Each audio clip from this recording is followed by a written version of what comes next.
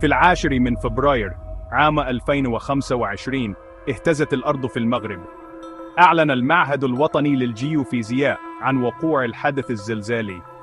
وقع الزلزال في حوالي الساعة 11:50 مساء بالتوقيت المحلي، وسجلت قوته 5 درجة على مقياس ريختر.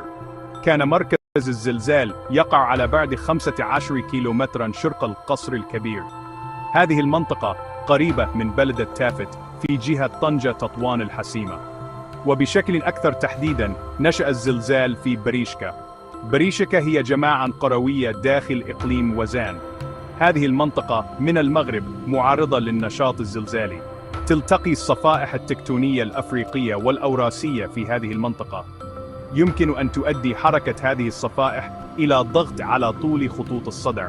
يتراكم هذا الضغط مع مرور الوقت، وفي النهاية يتم إطلاق الضغط.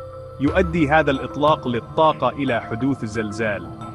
كان زلزال 10 فبراير بمثابة تذكير بالقوى الجبارة الموجودة تحت سطح الأرض. شعرت بالهزات الأرضية للزلزال على نطاق واسع. شعر الناس في العديد من المدن في جميع أنحاء المغرب بالاهتزاز، وشملت هذه المدن الرباط والدار البيضاء وفاس ومراكش والقنيطرة ووزان ومكناس. تسببت الهزات الأرضية واسعة النطاق في حالة من الذعر بين السكان. في القصر الكبير ووزان كان رد فعل السكان خوفا شديدا. هرع الكثير من الناس إلى خارج منازلهم ومبانيهم. بحثوا عن الأمان في الأماكن المفتوحة. كانت التجربة مزعجة للكثيرين. تم تذكير الناس بإمكانية حدوث زلازل في منطقتهم. لحسن الحظ لم تكن هناك تقارير فورية عن أضرار جسيمة أو إصابات. جاء هذا بمثابة ارتياح للكثيرين، ومع ذلك كان الحدث بمثابة جرس إنذار. سرعان ما أكد المعهد الوطني للجيوفيزياء في المغرب وقوع الزلزال. قدموا تفاصيل حول حجمه وموقعه.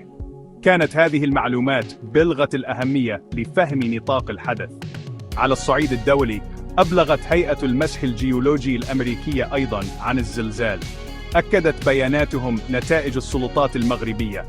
ساعدت هذه التأكيدات الرسمية في نشر معلومات دقيقة، كما سهلت الوعي الدولي بالوضع.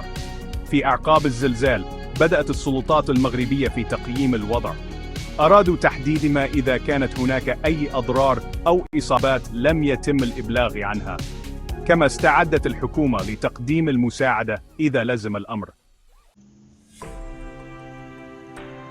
يبرز هذا الزلزال الأخير أهمية التأهب للزلازل. يعمل المغرب بنشاط على تحسين قدرته على رصد الأحداث الزلزالية والاستجابة لها. تقترب البلاد من إكمال مشروع كبير مع اليابان. يركز هذا المشروع على تعزيز نظام رصد الزلازل في المغرب. سيستخدم النظام الجديد تقنية متقدمة. سيسمح ذلك باكتشاف الزلازل بشكل أكثر دقة وفي الوقت المناسب. كما سيوفر بيانات أفضل عن موقع الزلازل وحجمها. هذه المعلومات ضرورية لتوجيه جهود الاستجابة للطوارئ بشكل فعال. يعد المشروع دليلاً على اتزان المغرب بسلامة ورفاهية مواطنيه، كما أنه مثال على التعاون الدولي في مواجهة الكوارث الطبيعية.